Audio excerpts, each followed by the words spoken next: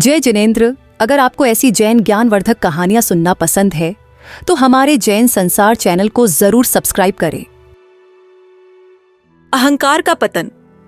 जब भगवान सृष्टि की रचना कर रहे थे तो उन्होंने जीव से कहा कि तुम्हें मृत्यु लोक जाना पड़ेगा, मैं सृष्टि की रचना करने जा रहा हूं। यह सुन जीव की आंखों में आंसू आ गए। वो बोला, प्रभु कुछ तो ऐसा करो कि मैं लौटकर आपके पास ही आऊं। भगवान को दया आ गई। उन्होंने दो बातें की जीव के लिए। पहला, संसार की हर चीज में अतृप्ति मिला दी कि तुझे दुनिया में कुछ भी मिल जाए तू तृप्त नहीं होगा। तृप्ति तुझे तभी मिलेगी जब तू मेरे पास आएगा। और दूसरा, सभी के हिस्से में थोड़ा थोड़ा दुख मिला दिया कि हम लौटकर ईश्वर के पास ही पहुंचे। इस तरह हर किसी के जीवन में थोड़ा दुख है। जीवन में दुख या विषाद हमें ईश्वर के पास ले जाने के लिए है, लेकिन हम चूक जाते हैं। हमारी समस्या क्या है कि हर किसी को दुख आता है। हम भागते हैं ज्योतिष के पास, अपने दोस्तों और रिश्तेदारों के पास। कुछ होने वाला नहीं, थोड़ी देर का मानसिक संतोष बस। यदि दुखों से घबराए नहीं और ईश्वर का प्रसाद समझकर आगे बढ़े तो बात बन जाती है। यदि हम ईश्वर से विलग होने के दिनों को याद कर लें तो बात बन जाती है और जीव दुखों से भी पार हो जाता है। दुख तो ईश्वर का प्रसाद है। दुखों का मतलब है ईश्वर का बुलावा है। वो हमें याद कर रहा है। पहले भी यह विषाद और दुख बहुत से संतों के लिए ईश्वर प्राप्ति का मार्ग बन चुका है। हमें यह बात अच्छे से समझनी चाहिए कि संसार में हर चीज में अतृप्ति है और दुख और विषाद ईश्वर प्राप्ति का साधन है। कालिदास बोले, माथे पानी पिला दीजिए, बड़ा पुण्य होगा।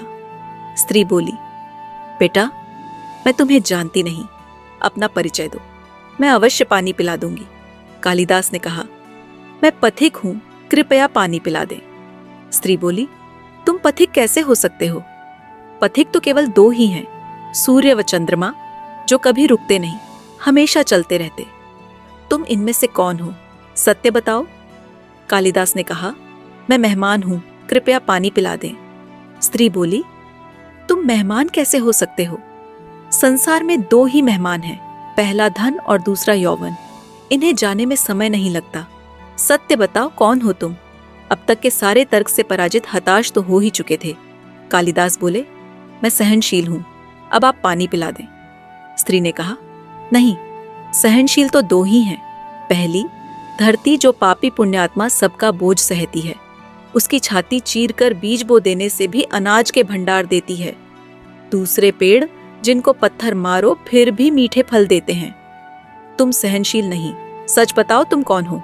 कालिदास लगभग मूर्छा की स्थिति में आ गए और तर्क वितर्क से झल्लाकर बोले। कालिदास बोले, मैं हठी हूं। स्त्री बोली, फिर असत्य?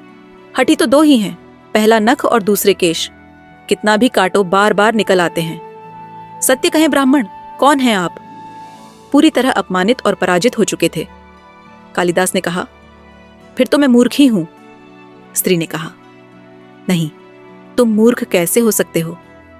मूर्ख दो ही हैं, पहला राजा जो बिना योग्यता के भी सब पर शासन करता है, और दूसरा दरबारी पंडित जो राजा को प्रसन्न करने के लिए गलत बात पर भी तर्क करके उसको सही सिद्ध करने की चेष्टा करता है। कुछ बोल न सकने की स्थिति में कालिदास वृद्धा के पैर पर गिर पड़े और पानी की याचना में गिड़गिड़ाने लगे। वृद्धा ने कहा, उठो वत्स। आवाज सुनकर कालिदास ने ऊपर देखा तो साक्षात माता सरस्वती वहां खड़ी थी। कालिदास पुनः नतमस्तक हो गए। माता ने कहा, शिक्षा से ज्ञान आता है न कि अहंकार। तूने शिक्षा के बल पर प्राप्त मान और प्रतिष्ठा को ही अपनी उपलब्धि मान लिया और अहंकार कर बैठे, इसलिए मुझे तुम्हारे चक्षु खोलने के लिए यह स्वांग करना पड़ा। कालिदास को अपनी गलती समझ में आ गई और भरपेट पानी पीकर वे आगे चल पड़े। शिक्षा, विद्वत्ता पर कभी घमंड न करें, यही घमंड विद्वत्ता को नष्ट कर देता है। दो चीजों को कभी व्यर्थ नहीं जाने देना चाहिए, अन्न के कण को और आनंद के क्षण को।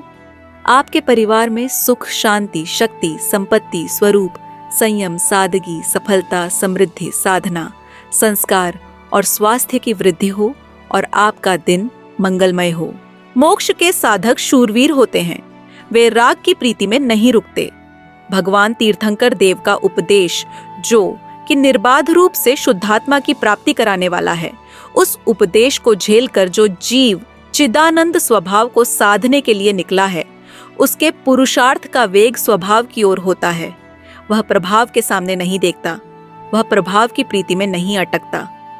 राग का यह कण शुभ है, इससे मुझे कुछ लाभ होगा, यह कुछ सहायक होगा।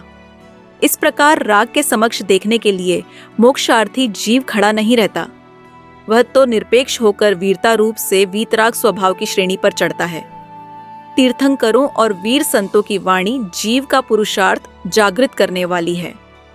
वे कहते हैं कि अरे जीव, तू वीतराग मार्ग को साधने के लिए चला है और बीच में मुड़कर राग की ओर देखने को खड़ा रहता है, तो क्या तू मोक्ष मार्ग साध सकेगा? अरे कायर, क्या वीतराग मार्ग की साधना इसी तरह होती है? तू वीतराग मार्ग को साधने चला है और अभी तुझे राग की प्रीति है। क्या शुभ राग भला है, हितकर है? छोड़ दे यह राग की रुचि और राग का अवलंबन, छोड़ दे उसका प्रेम और वीर होकर उपयोग को झुका अपने स्वभाव की ओर। वीतराग मार्ग का साधक शूरवीर होता है, वह ऐसा कायर नहीं होता कि क्षणिक राग की वृत्ति के कारण अपना वीतरागी मार्ग भूलकर राग के मार्ग पर चला जाए। वीर का मार्ग है शूरों का, कायर का नहीं काम रे। इस बात को विशेष रूप से समझाने के लिए यहाँ एक राजपूत का दृष्टांत दिया है। एक राजपूत अपना विवाह करके लौट ही रहा था कि उसके राज्य पर शत्रु ने चढ़ाई कर दी। युद्ध की नौबत बज उठी, वीरों की गर्जना होने लगी। राजपूत को लड़ाई में जाना था। राजपूत की माता ने हंसकर तिलक करके अपने पुत्र को विदा किया। बहादुर राजपूतानी ने भी साहसपूर्वक पति को तलवार देकर विदा किया। किंतु राजपूत युद्ध में जाते हुए नवविवाहिता अपनी पत्नी के मुख को स्नेह के कारण बारंबार पीछे मुड़कर देखने लगा। उसके पांव आगे नहीं बढ़ रहे थे। युद्ध के ठीक समय पर उसके इस चित्त को दो स्थानों पर बांट देने वाली इस अंतरंग वृत्ति को देखकर वीर राजपूतानी से न रहा गया।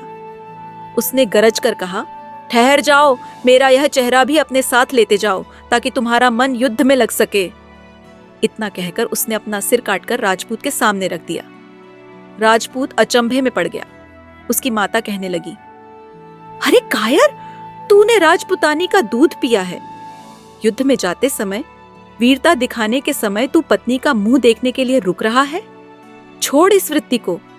क्या यह राग की वृत्ति में रुकने का अवसर है? अरे यह तो शूरवीर बनकर शत्रु को जीतने का समय है। अब राग की वृत्ति में नहीं रुका जाता।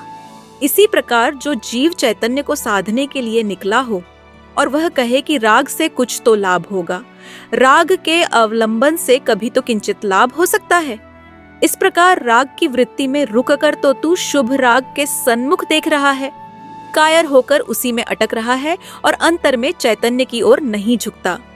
ऐसे कायर जीवों से जिनवाणी माता कहती है कि अरे जीव, तू शूरवीर होकर चैतन्य को साधने के लिए निकला है। तू वीर मार्ग में मोह को जीतने के लिए चला है। तू राग की रुचि तुझे नहीं रह सकती। राग की ओर देखकर रुकने का यह समय नहीं है। यह तो राग की रुचि तोड़कर शूरवीरता से मोह शत्रु को मारने तथा चैतन्य को साधने का अवसर है। वीर मार्ग के साधक शूरवीर ही होते हैं। वे ऐसे कायर नहीं होते कि राग की वृत्ति में अटक जाएं। वीर का मार्ग शूरवीर का मार्ग है। वह राग का बंधन तोड़कर शूरवीरता से मोह शत्रु को मारता है और चैतन्य को साधता है।